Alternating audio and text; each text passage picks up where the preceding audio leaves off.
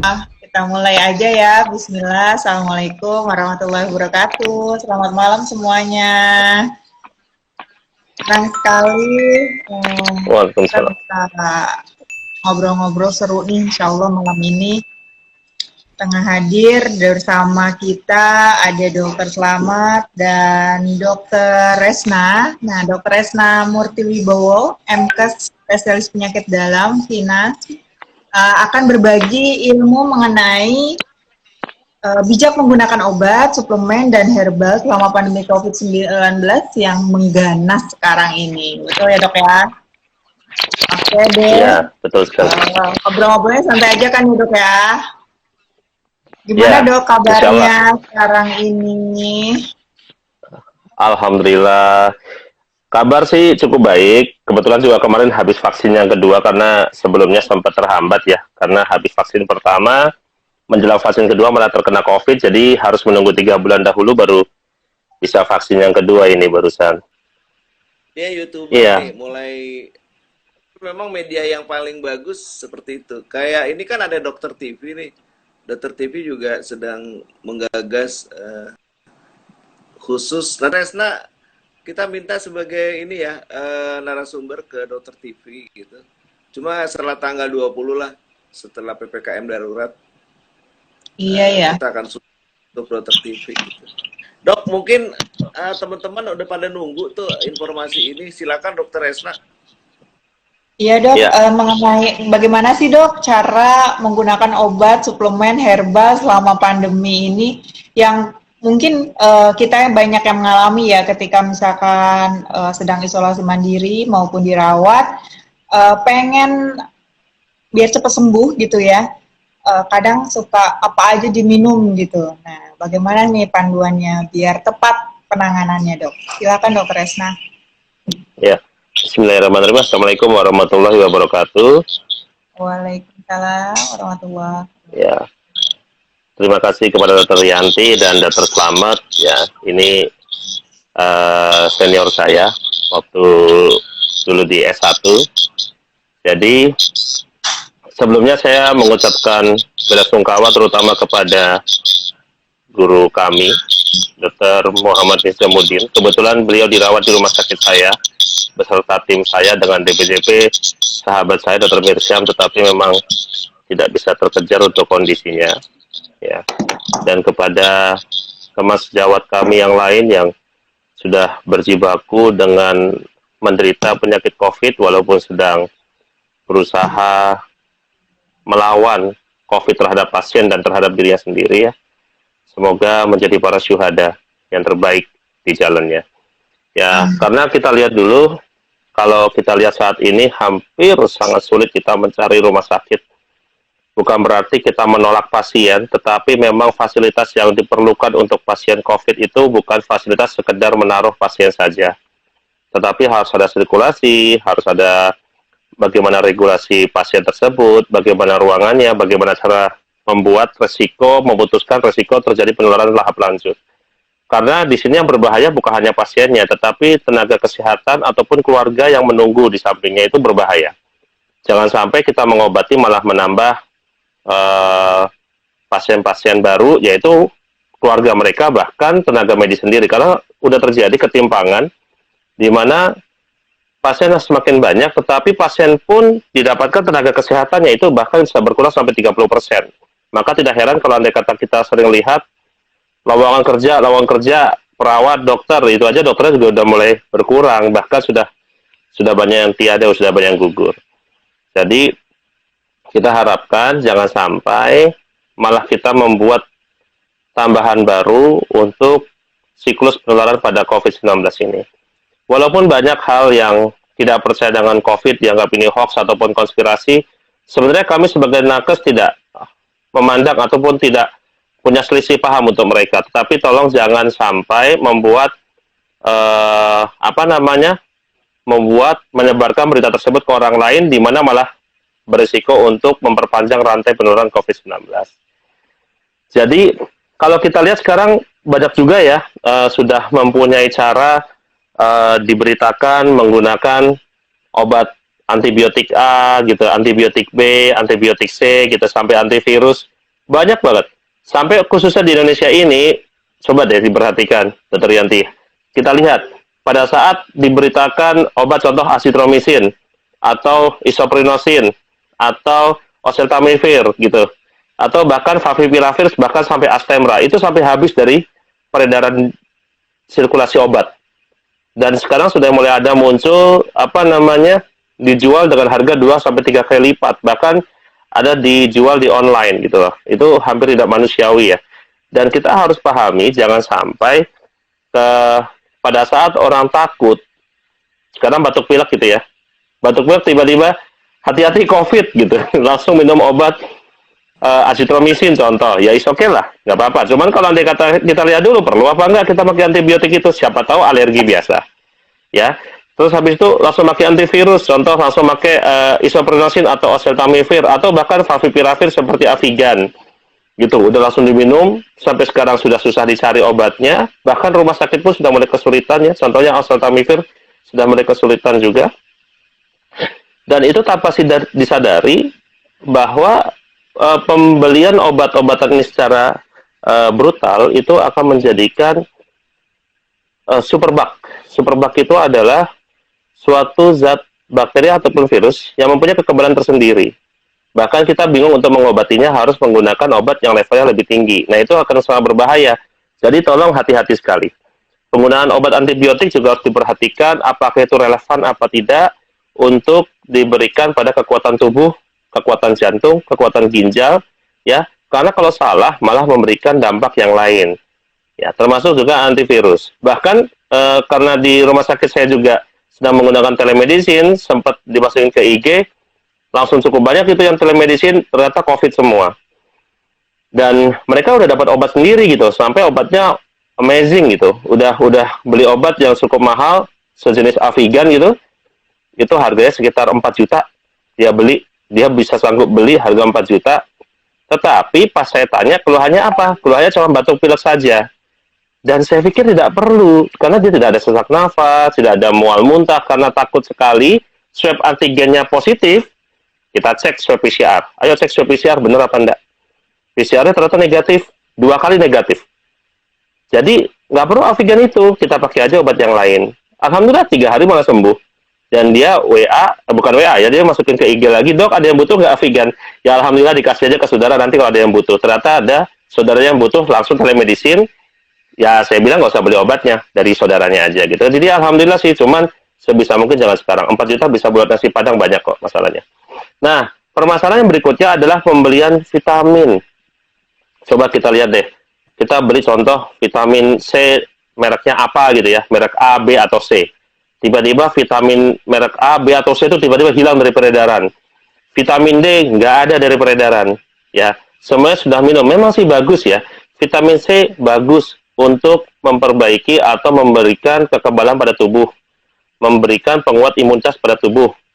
Vitamin D untuk siklus metabolisme dan memperkuat atau mengurangi resiko terjadinya infeksi dan terjadinya suatu keganasan, ataupun sebagai obat anti radikal bebas, itu bisa ya.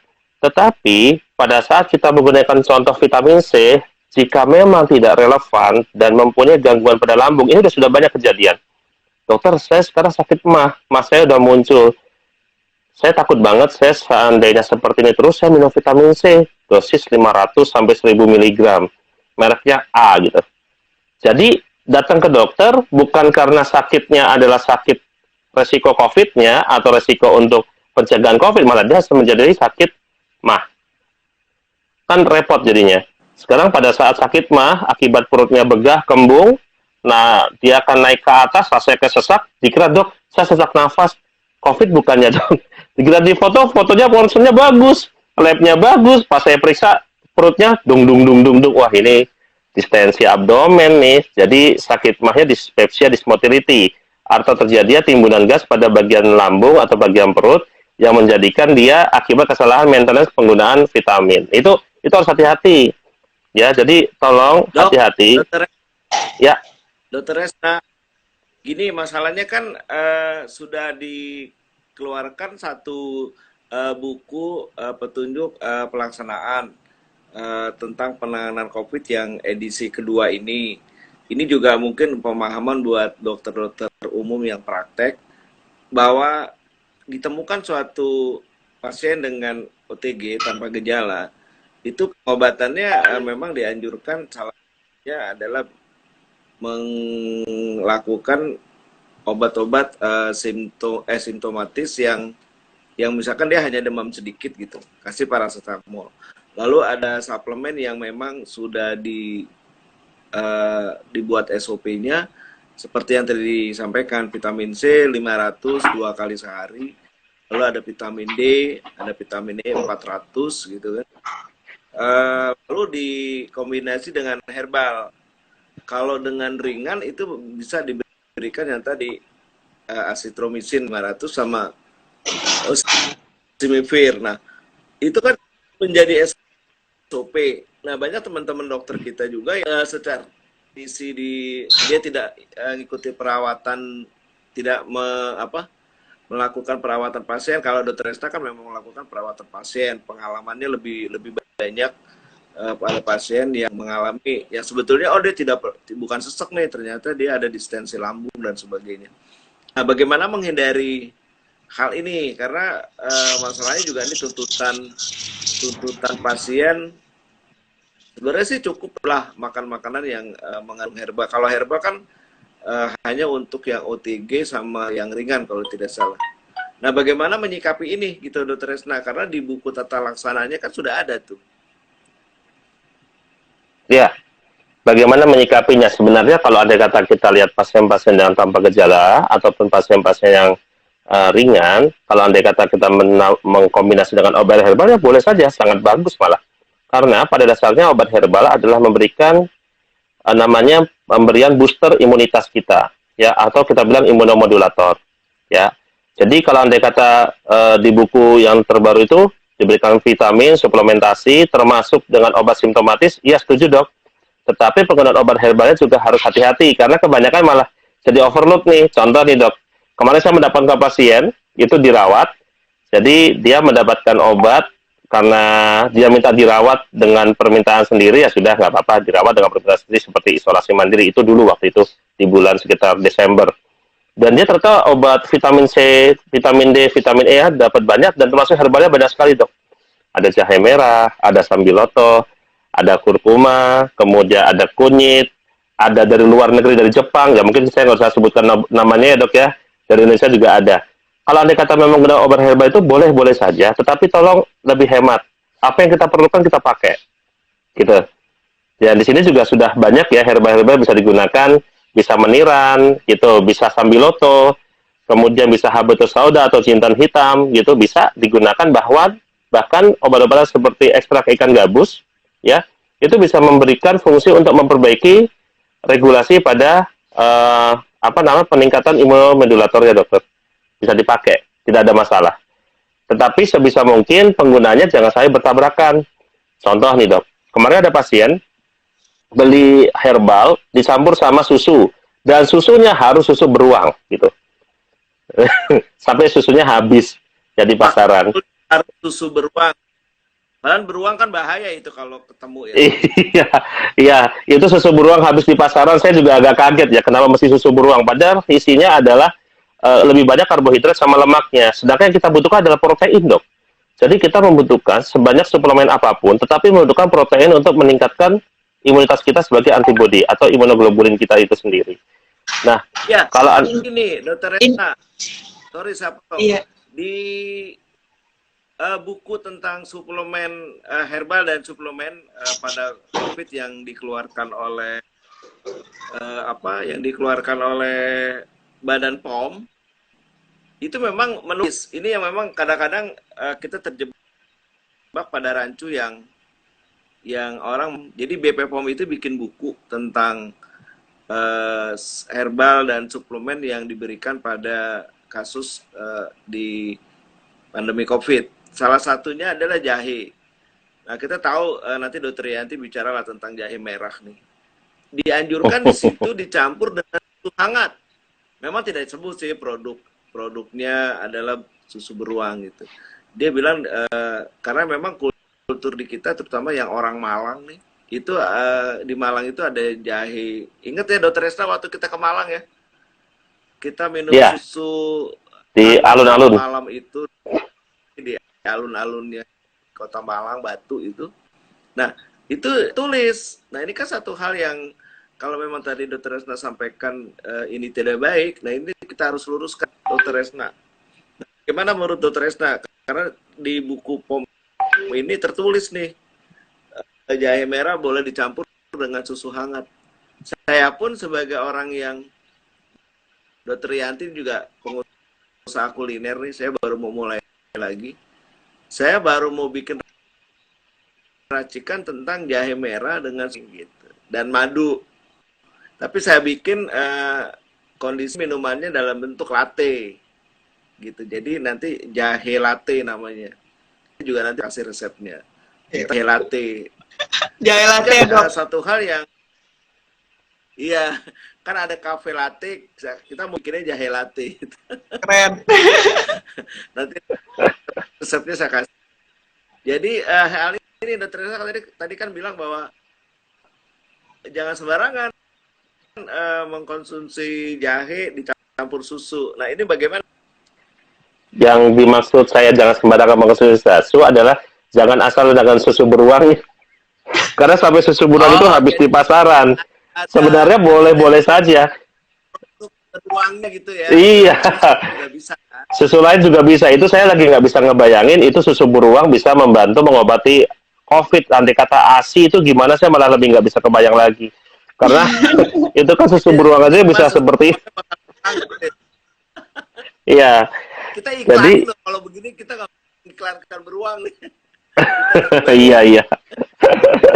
Jadi sebenarnya susu apapun bisa, tidak masalah. Hanya saja kalau saya pribadi pada beberapa riset saya, mungkin nanti Dokter Yanti bisa menyempurnakan ya. Jadi untuk jahe, meskipun jahe merah, karena dia mempunyai sistem yang cukup baik untuk imunitas kita, ada imunomodulator. Di samping di dalamnya juga didapatkan flavonoid di dalamnya. Biasanya dia lebih kuat dibandingkan dengan jahe emprit ataupun jahe yang putih ya Dok ya. Dan di situ kalau saya menganjurkan untuk penggunaannya, kalau andai kata kita buat sendiri, jahenya sih seperti biasa. Saya kalau mengajarkan ke pasien itu seukuran 5 cm, saya potong, saya geprek, kemudian kita siapkan air rebusan yang cukup matang sampai mendidih, dan bertahan selama 5 menit baru dimasukkan. 5 menit aja jahenya. Karena kalau udah lebih dari 5 menit, itu biasanya akan merusak zat flavonoidnya. Nanti biasanya saya turunkan sedikit sampai suhunya dingin, baru saya campur dengan susu tersebut. Tapi terserah sih, mau susu biasa, susu kental manis juga nggak ada masalah. Tetapi itu akan memberikan lebih nyaman Dok sebenarnya. Dokter Yanti udah mempunyai expert di situ sebenarnya kalau untuk jahe merah. Ada anti mualnya kan, Dok. Jadi kan banyakan kan Iya. gejala COVID ini menimbulkan mual Betul. yang hangat ya. Dan itu memang menurut penelitian untuk kandungan dari jahe ini bisa sebagai antiemetik ya. Gitu, Dok. Betul. Cuman kalau terlalu banyak malah membuat iritasi pada lambung Dok. Jadi kemarin saya dapat pasien menggunakan saset pagi, siang, sore. Jadi itu kasusnya dia jadi saya udah bilang, saya sampaikan jangan sampai terlalu banyak karena membuat gambaran iritasi pada lambung. Iritasi lambung ya, Dok, ya? Panas ya, Betul. panas terasa. Panas. Nah itu mungkin karena sekarang nih zaman parno ya Dok ya, semuanya jadi parno. Jadi apa-apa tuh dibikin jadi berlebihan gitu, ya kan? Susu aja ya itu tadi, Dok. Kenapa harus satu merek itu gitu kan? Intinya karena orang-orang tuh serba lebih waspada dan terlalu khawatir mungkin ya, sehingga panik gitu kan.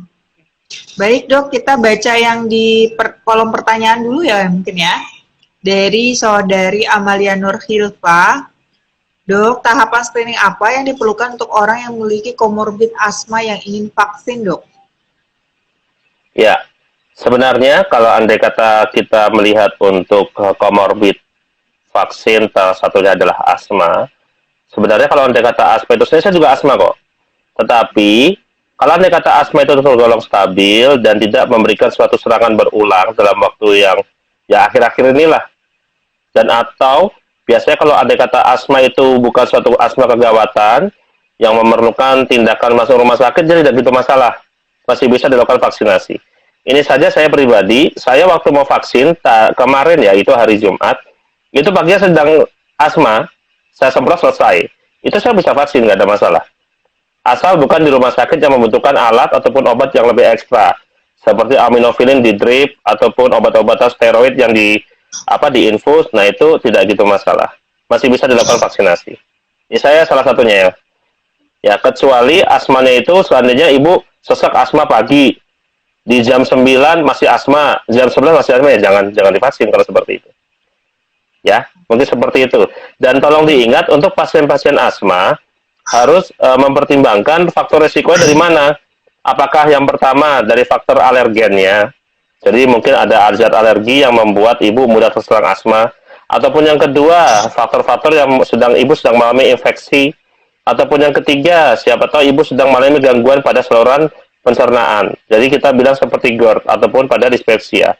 Jadi kalau kata itu merangsang pada bagian pernafasannya, dia akan cenderung asma itu muncul. Atau keempat, ibu sedang ada pikiran.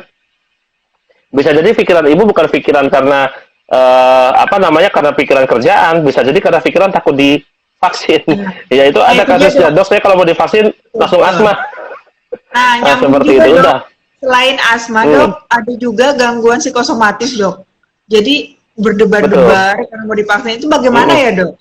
Apakah tetap harus vaksin atau jadinya diperbolehkan untuk enggak gitu? Karena ada maksudnya jadi psikosomatisnya itu akan berbahaya nggak sih kalau tetap dilanjutkan? Jadi pada pasien psikosomatis kita biasanya itu ada beberapa pasien jadi mau divaksin takut datang ke saya minta surat perlu apa tidak divaksin gitu. Saya cuma tanya, ibu pernah lihat pasien COVID nggak? Atau keluarga ibu ada yang kena COVID nggak? Ada. Seberapa takut nggak kira-kira terkena COVID? Saya takut kena COVID-nya, dok. Ibu lebih takut kena COVID-nya apa dikasih antinya? Maksudnya anti sebagai kekebalannya. Saya mending dapat kekebalannya. Berarti saya motivasi atau saya sugesti pasien tersebut supaya dia tidak takut divaksin. Ya, ibaratnya kita ikhlas, pasrah. Kita udah berikhtiar supaya kita mau divaksin. Ya, yang kita gambarkan adalah ketakutan terkena COVID-nya gitu loh. Jangan sampai malah kita terkena COVID, udah rasanya takut terkena COVID malah seperti itu. Karena sekarang banyak sekali hoax, dok. Hoax tentang habis vaksin terkena COVID. Nah, sampai-sampai akhirnya saya buat YouTube saya yang short gitu ya, sama di Instagram saya. Jadi beberapa siklus untuk membentuk antibodi dia membutuhkan siklus lebih kurang 14-28 hari. Itu untuk shot yang pertama. Tetapi kekebalannya paling cuma 50% sampai dengan 70%. Ya, shot yang kedua baru meningkatkan sekitar 70% sampai dengan 80%. Tapi tergantung jenis jenis vaksinnya. Jadi jangan berpikir setelah divaksin langsung kebal gitu. Kita butuh proses pengenalan terhadap virus tersebut dan tubuh akan berusaha memberikan antibodi di dalamnya. Nah, pada saat kasus yang terakhir ini banyak orang habis vaksin terkena COVID, biasanya itu setelah di dalam itu berkerumun, kita nggak tahu nih ngobrol sama A, ngobrol sama B, di sebelahnya pakai maskernya cuma satu lapis atau memang dia sedang ada keluhan. Dan sekarang kemarin saya jujur aja ya kasusnya, dia pasien itu saudaranya atau keluarganya terkena COVID. Karena dia nggak ada gejala, dia nggak mau di swab, langsung aja pas jadwal dia besok vaksin. Lah, habis itu dia datang ke tempat vaksinasi, padahal dia terpapar COVID yang notabene sebenarnya dia kemungkinan besar OTG gitu loh. Dan memang betul 3 hari kemudian dia terkena COVID dengan gejala ringan.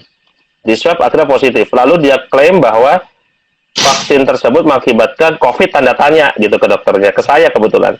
Ya saya bilang keluarga bapak ada kena COVID ya. Jadi tolong hati-hati, bukan berarti saya menggambarkan ada klaster COVID dari vaksinasi ya, tetapi kita nggak tahu siapa yang jujur apa tidak. Jadi pada saat datang sudah saja kita pasrah, insya Allah kita memberikan antibodi yang terbaik, termasuk di dalamnya adalah imunitas kita karena psikosomatis kita atau karena pikiran kita sendiri. Jadi kalau kita berpikir kita kuat, insya Allah kita akan memberikan imunitas yang lebih baik. Di samping kita memberikan suplemen dan juga obat-obatan yang diperlukan untuk memberikan benteng pada tubuh kita. Ya seperti itu, Dr. Yanti biasanya. Kan ada deg-degan juga pas mau divaksin. Sangat berguna sekali, dok. Karena di luaran sana gitu kan banyak saudara mungkin ya nggak jauh-jauh tuh ya ada kekhawatiran seperti itu. Lanjut ke pertanyaan berikutnya, dok ya. Dari Asma Rahmat 63, saya 2 minggu sulit tidur. Saya berusaha tidak minum obat. Akhirnya saya coba minum teh dengan daun serai. Alhamdulillah bisa tidur enak. Apa harus minum terus-menerus, dokter? Untuk penggunaan serai, dokter Resna. Apakah bisa dikonsumsi terus-menerus? Kalau serai ini dokter Yanti Ya. nih. Ya. Oke. Baik, kalau serai sejauh pengalamannya empiris dan juga pengalaman ke beberapa pasien gitu ya, saya pikir karena serai ini termasuk juga pangan fungsional ya, bumbu dapur juga. Jadi penggunaannya kalau secara wajar, mau itu diminum setiap hari sebagai teh, pengalaman saya sih tidak masalah. Dari Bunda Fasma Mimi satu pertanyaan dulu ya dok ya. Oh iya, boleh.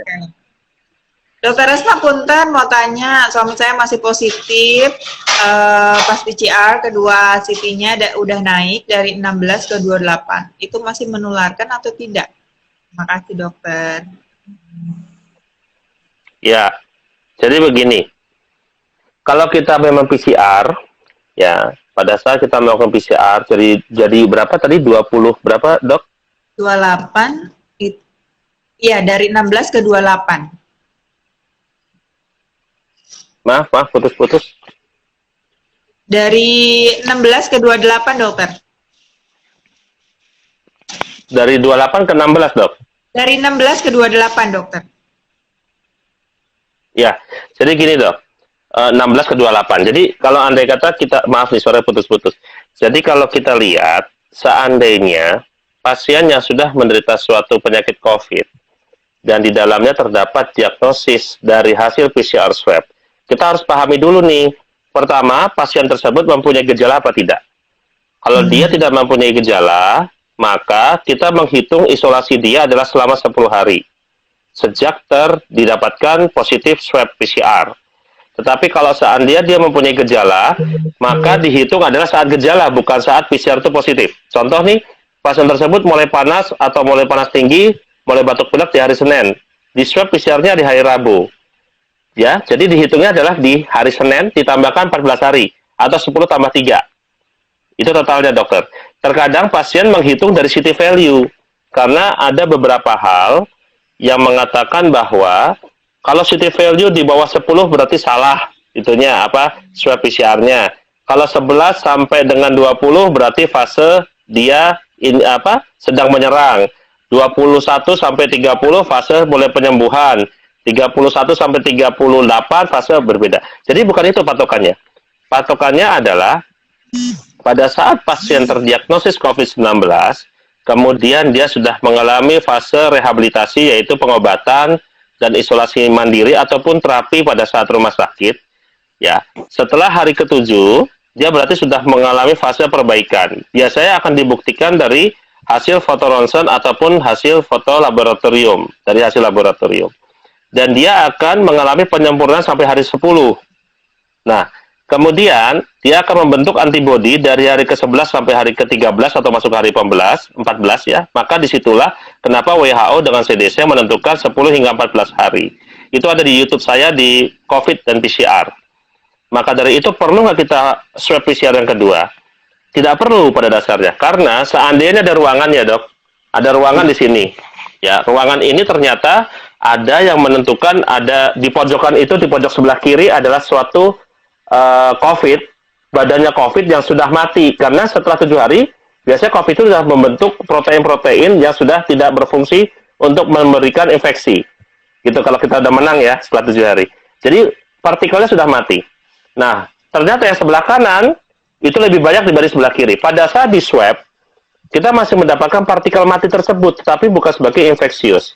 Maka dari itu biasanya yang ditanyakan bukan jumlah CT, karena banyak juga kasus, dok kok jumlah CT saya kok kemarin 38, yang setelah isolasi mandiri, kok swab PCR yang kedua karena diminta kantor jadi 24. Bukan itu penentunya, bukan CT value penentunya, tetapi kondisi yang sudah melakukan isolasinya, rehabilitasinya maupun obat-obatannya, dan sudah mengalami perbaikan kondisinya. Jadi setelah itu CT value tidak bermakna. Seperti itu ya, dok ya. Takutnya Ibu masih banyak yang ketimpangan di sini. Maka kalau Anda kata bisa dilihat di YouTube saya, Dr. Resna Murti Wibowo, itu tentang di video paling awal tentang COVID dan PCR. Kemudian penentuan pada saat isolasi mandiri, itu ada penentuannya seperti itu. Iya.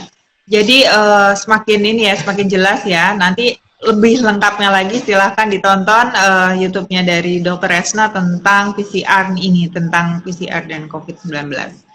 Ya, Dr. Ronald bertanya mengenai penggunaan ivermectin yang banyak juga digunakan pada rumah sakit COVID, Dok. Bagaimana pandangan Dr. Ivermectin? Iya, ivermectin. Hah? Ivermectin ya, Dok, mungkin? Iya, betul. Ivermectin. Ya, jadi sebenarnya bukan berarti saya setuju apa tidak setuju dengan penggunaan ivermectin. Ya, karena posisinya adalah kalau andai kata digunakan, saya juga pernah menggunakannya. Andai kata digunakan untuk secara legal, saya menggunakan pada saat pasien itu yang meminta. Jadi pasien itu yang punya sendiri. Ya, kenapa? Karena masih terjadi suatu perdebatan dalam artian pada kasus penggunaan ivermectin memang ada yang beberapa yang menyatakan bahwa ivermectin membantu untuk memperbaiki proses atau pencegahan replikasi dari sel virus itu sendiri. Ya, memang biasanya akan jauh lebih baik digunakan pada saat kondisi sedang ringan. Walaupun pada beberapa penelitian dikatakan dapat digunakan pada penggunaan ivermectin di pasien yang derajat sedang dan berat, tetapi harus diberikan sebagai suplementasi tambahan dan treatment tambahan. Karena biasanya pada saat pemberian pasien dengan derajat sedang berat, dia menggunakan obat-obat antivirus lainnya. Jadi kalau andai kata mau menggunakan, saya sih tidak masalah untuk memberikan obat ivermectin itu sendiri. Tidak masalah. Mau digunakan apa tidak, itu silahkan. Akan tetapi karena masih terjadi suatu perdebatan di sini, kita harus bermain aman dalam artian kalau memang pasiennya meminta, ya udah silahkan saya berikan dosisnya.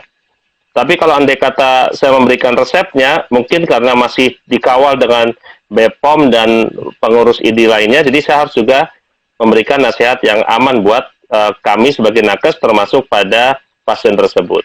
Jadi kalau andai kata mau menggunakan, monggo, saya tidak mempersalahkan. Hanya saja, memang terjadi perdebatan di sini adalah yang pertama penggunaan ivermectin dengan dosis yang terukur dari ada yang kontra, ada yang pro ya, Dok ya. Jadi kalau saya lihat yang pro, di sini dosis yang terukur bisa membantu memperbaiki. Tetapi yang kontra dibutuhkan dosis sampai ratusan kali lipat. Nah, ini yang kontra ini saya belum bisa membuktikan karena memang saya belum tahu nih kalau memberikan ratusan kali lipat dosis yang awal. Dan saya juga takut karena mempunyai efek samping yang lain gitu loh kalau diberikan sampai 100 kali lipat. Dan kalau andai kata saya ditanya tentang efek samping tersebut, ya saya belum berani karena nggak berani juga memberikan obat tersebut. Jadi kalau andai kata memberikan dosis, itu ada dosisnya, takarannya ada sampai digunakan 5 hari, dan itu pernah dipakai. Dan efektif juga, tetapi kalau andai kata legal apa tidak, untuk saat ini ya perlindungannya dari pemerintah ya, harus agak hati-hati. Seperti itu. Iya, betul. Dan nyambung juga pertanyaannya, Dok, bagaimana pandangan Dr. Resna mengenai vaksin yang ketiga? Vaksin ketiga ini nanti bagaimana sih? Apakah juga menggunakan vaksin yang sama, Dok? Ya, yang pertama vaksin tiket. Yang kedua Sinovac. Nah, yang ketiga ada lagi nih. Kan itu kalau tidak salah proteinnya RNA-nya virus kan? Iya. Katanya virusnya sudah mRNA. Ya, makanya aja sehingga jadi pertanyaan nih, kemarin pakai Jeneca gitu, AstraZeneca, lalu pakai Sinovac. Yang ketiga kita nggak tahu nih, ada lagi baru kalau nggak salah. Nah, itu bagaimana tuh? Banyak sih pertanyaan itu muncul ke kita juga. Ya, jadi kalau andai kata vaksin terbaru ini yang mau masuk adalah mereknya Moderna ya. Karena pikiran kami yang masuk Pfizer sebenarnya. Jadi yang terakhir ini kan memang mau masuk namanya Moderna. Jadi yang pertama Sinovac, yaitu adalah virus yang dilemahkan ya. Yang kedua AstraZeneca, dia virus tersebut dibawa oleh protein yang lain sehingga dia akan diberikan virus yang aktif sebenarnya tapi tidak berjumlah yang banyak itu pada AstraZeneca. Jadi tidak heran pada saat diberikan AstraZeneca itu pasien mengalami gejala yang lebih mumpuni ya. Pada saat divaksin itu ada yang sampai panas, ada yang meriang gitu ya, sampai nyeri sendi, sampai bahwa dikatakan ada sampai pengentalan darah. Kalau pengentalan darah tergantung dari kondisi pasien. Ya. Terus yang ketiga ini Moderna. Moderna itu mirip dengan Pfizer, di mana isinya adalah mRNA. Ya, dia mempunyai efektivitas antara 84% sampai 94% kekuatannya. Cukup mumpuni untuk Moderna. Jadi kalau yang kabarnya itu adalah yang diberikan sebanyak 1,47 juta nakes dahulu, atau sekitar 1,5 juta, tapi kita belum tahu nih jadinya datangnya kapan ya.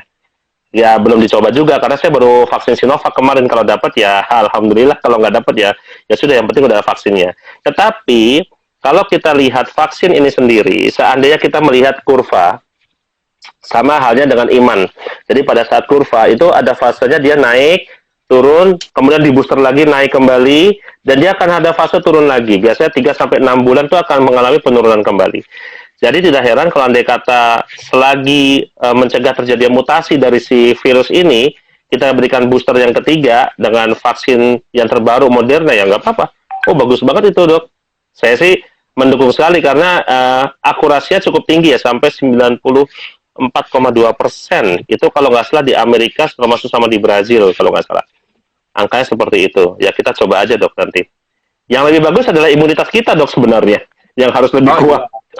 Alami ya, yang alami. Iya, imunitas jadi kita alami.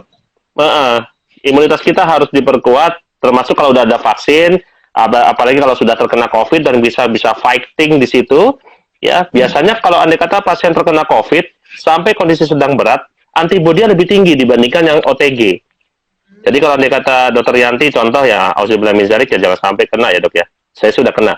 Jadi posisinya Dokter Yanti contohnya kena OTG gitu, kena COVID, tapi nggak ada gejala. Antibodinya bahkan saya pernah dapat pasien itu 0.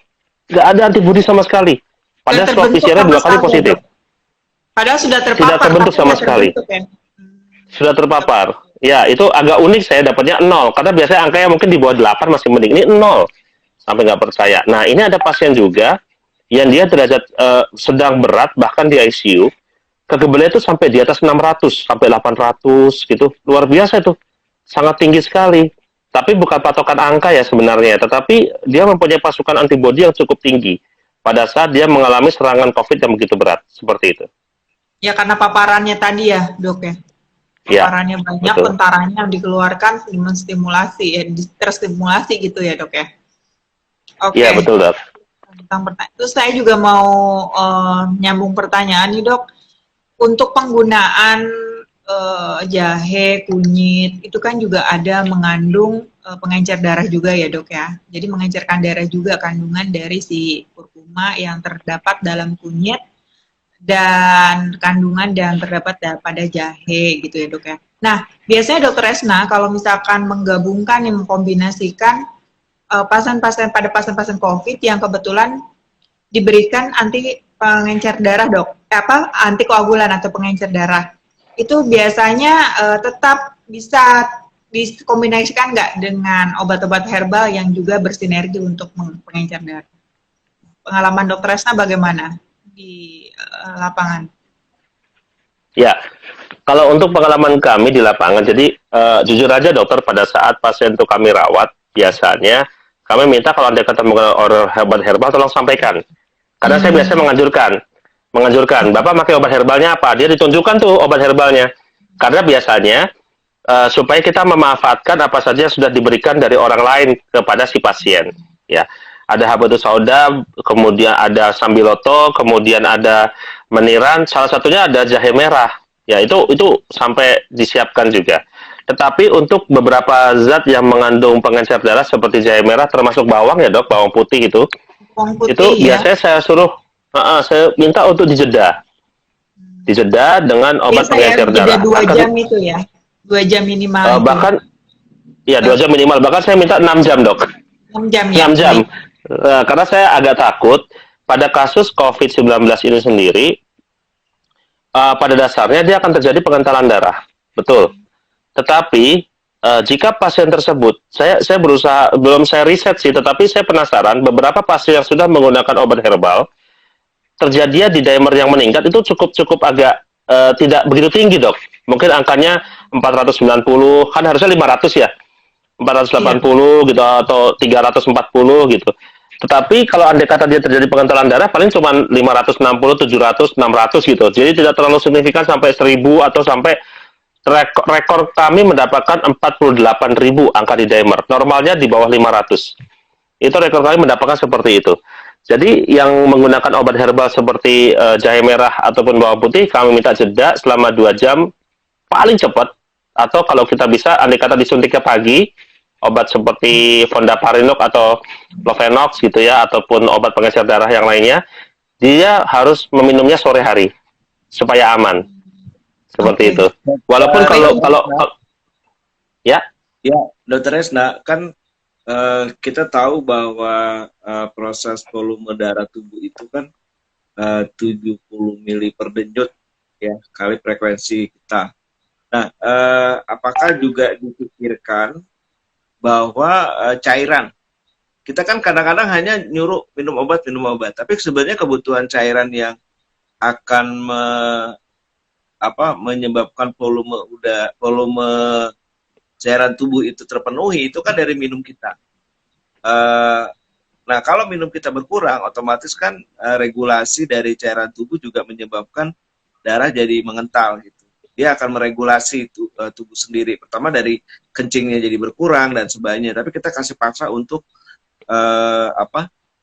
memberikan suatu obat supaya darahnya tidak beku atau supaya dikasih antikoagulan dan sebagainya. Sedangkan infus kan hanya untuk maintenance. Nah, apakah tetap memang ada pengukuran volume cairan tubuh dengan volume urin itu tetap diukur? Jadi kalau sementara ini kan kebanyakan kita hanya memikirkan keseimbangan cairan pada pasien dengan gangguan ginjal gitu. Nah, itu kan kadang-kadang kita lupa. Gitu ya, Dok? Iya, jadi kekentalan itu juga dipengaruhi oleh karena mungkin cairan tubuhnya memang kurang gitu, sehingga kita lupa pada kondisi pasien untuk memenuhi kebutuhan 30 cc dikali berat badan kalau tidak salah kan. Misalkan kalau beratnya 60 ya dia antara 1,8 liter per hari. Nah, terpenuhi nggak? Nah, apakah pengalaman Dr. Resna di rumah sakit itu juga mengukur hal-hal kebutuhan cairan si pasien nih? Kan sementara pasien hanya diberikan obat gitu, padahal cairan yang di tubuh regulasinya tidak diperhatikan. Nah, bagaimana mengenai kebutuhan ini, Dokter? Jadi begini, Dok. Kalau seandainya pasien tersebut dirawat di rumah sakit, maka kebutuhan cairan yang dibutuhkan pada pasien tersebut adalah sekitar 1000 sampai 1500 cc per hari dari infus. Dia hanya membutuhkan cc lebih kurang dari sekitar 1 liter lagi, ya, dengan rumus 30 cc sampai dengan 50 cc per kilogram berat badan. Ya, Dok ya, itu biasa ada rumusnya. Jadi misalnya dokter Selamat beratnya 60 kilo gitu ya, Dok ya. Nah, minimal berarti dokter harus minum minimal 1800 cc. Per ya, hari? 1,8. Ya, sampai kalau bisa targetnya sampai dengan 60 kalikan 50 berarti 3000 cc per hari. Itu targetnya, Dok ya. Nah, biasanya yang terjadi pada saat pasien COVID itu terjadi adalah menurunnya asupan atau low intake. Low intake ini terjadi akibat dari gangguan serangan dari si COVID yang menyerang dari angiotensin coenzyme reseptor ACE-nya.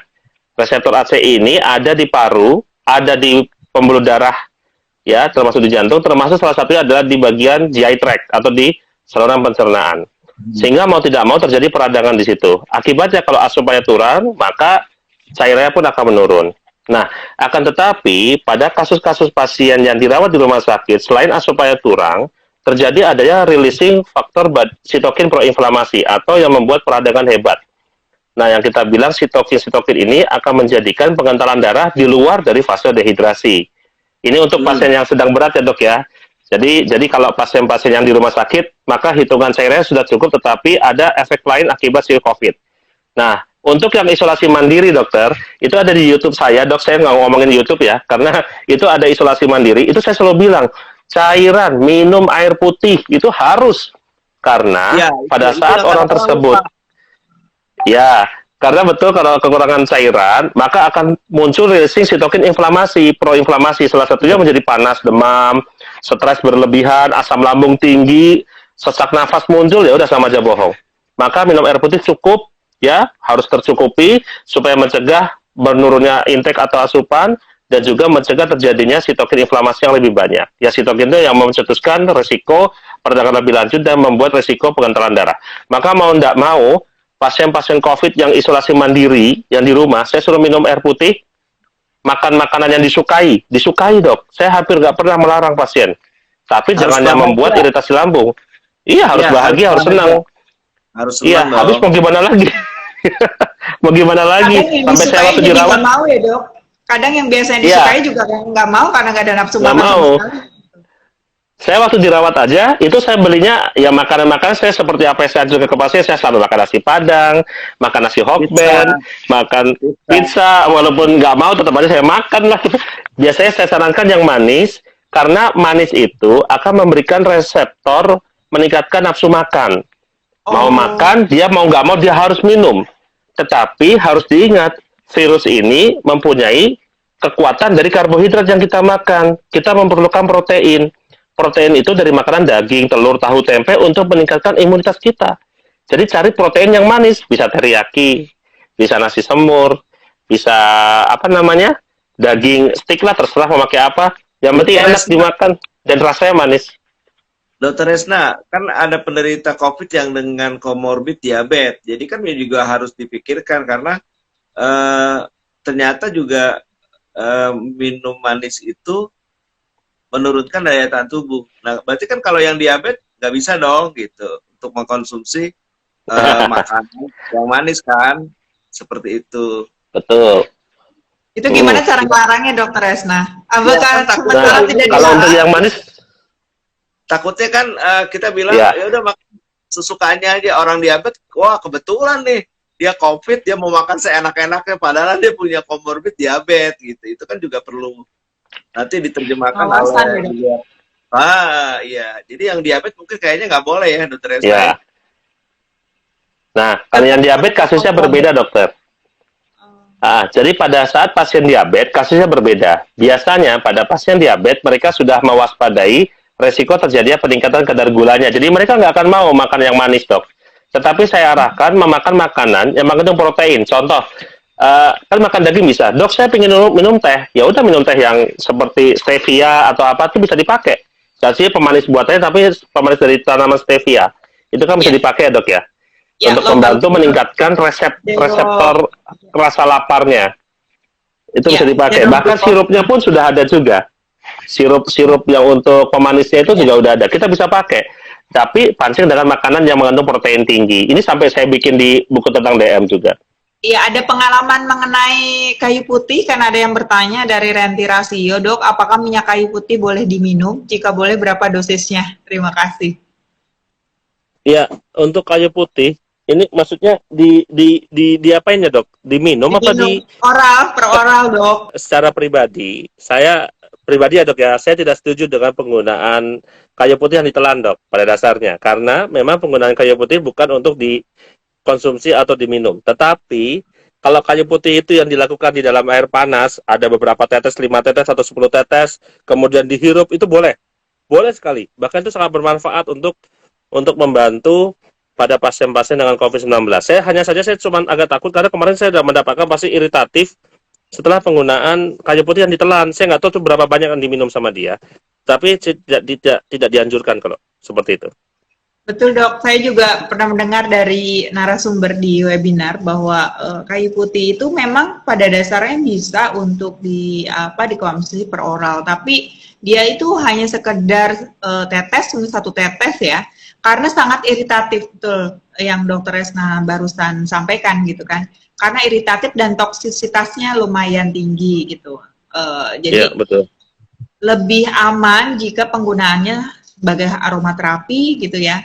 Dan juga kan khawatir kalau di pasaran kita tidak tahu campurannya apa saja. Jadi kalau yang pure misalkan kayu putih yang 100% minyaknya gitu kan, ya mungkin masih oke lah kalau kita cuma tetes atau oles saja di bagian yang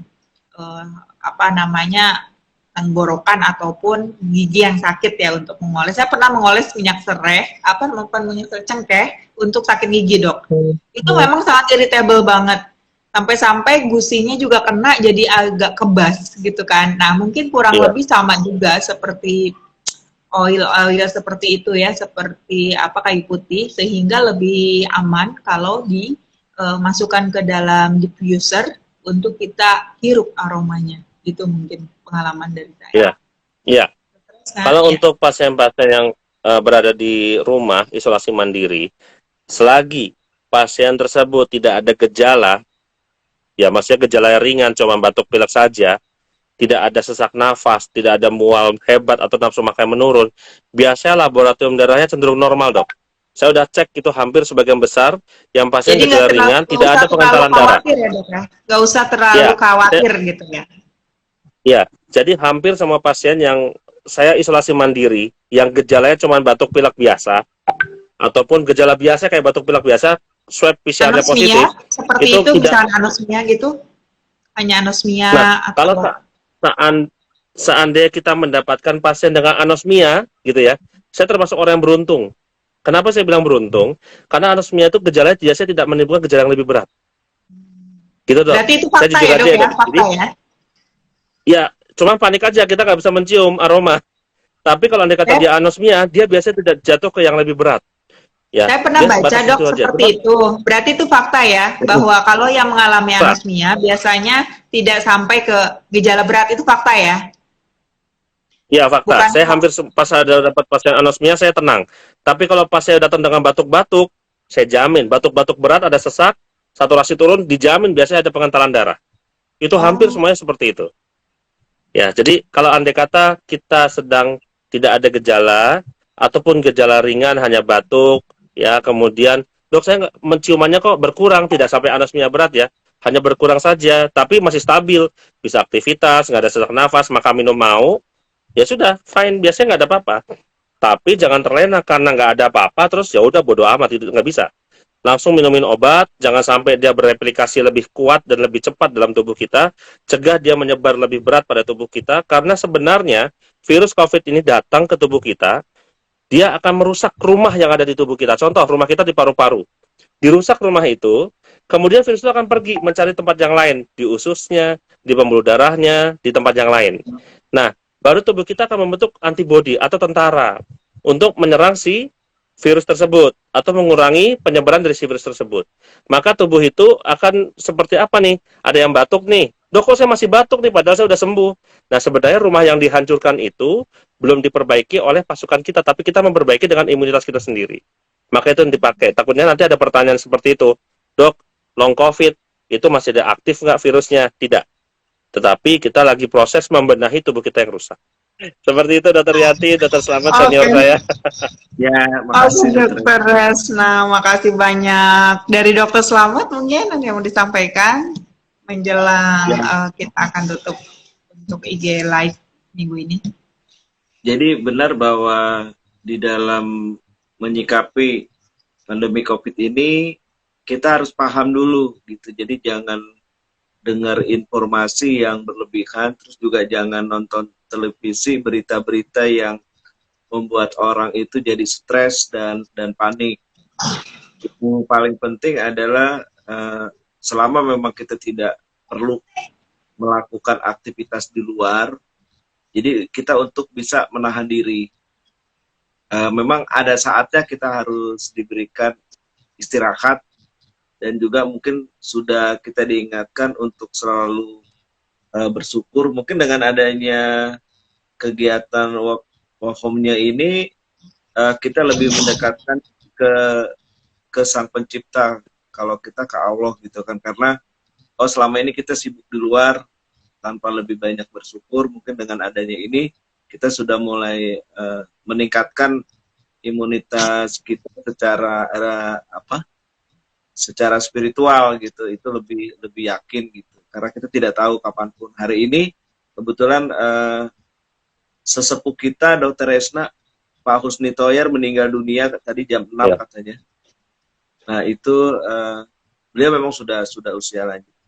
Jadi buat yang di luar sana jangan panik, itu paling utama, dan pahami betul, kenali betul siapa sih virus COVID ini gitu, sehingga kita tidak perlu takut gitu. Kita takut karena kita nggak kenal gitu, dengar cerita sana cerita ini.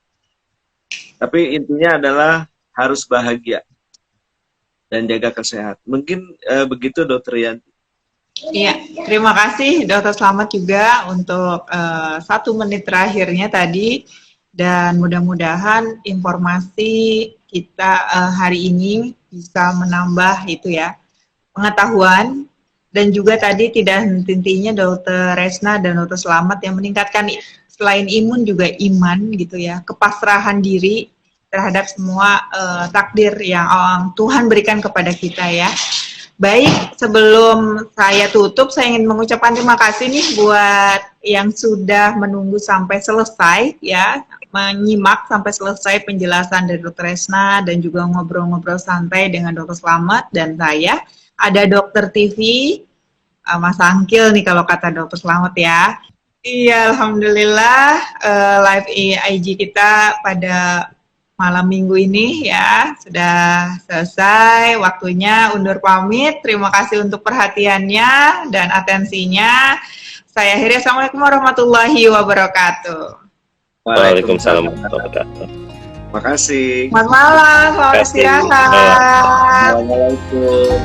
Waalaikumsalam. Assalamualaikum.